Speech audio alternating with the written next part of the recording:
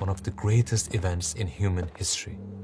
Abdul Muttalib had been waiting for this moment for a long time, and finally he received the joyful news. Amina has given birth to a baby boy. His heart was about to burst with excitement. Ever since his son Abdullah had passed away, his love and care for the baby that his daughter-in-law Amina was carrying had grown even stronger. Just imagine that night.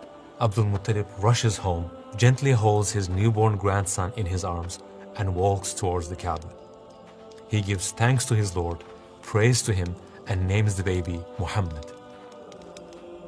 Why did you choose this name? Because I want Allah and people to praise Him.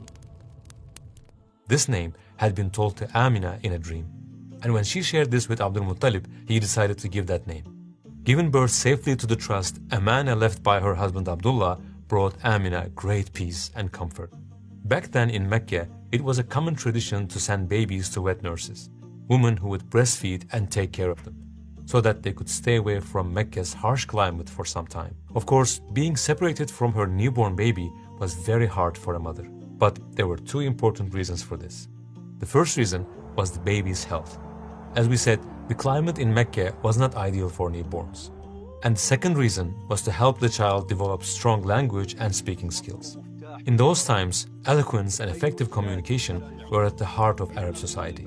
Babies were sent to the land of Banu Sa'd, where they could grow up freely in the deserts and open plains and learn Arabic in its purest and most beautiful form.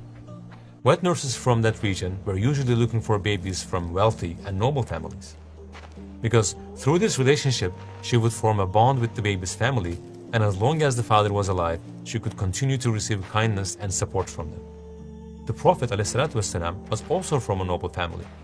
His grandfather Abdul Muttalib was the political leader of Mecca, but he was old, and the Prophet's father had passed away before he was even born. And since he was an orphan, none of the wet nurses were willing to accept Amina's baby. So what would happen now?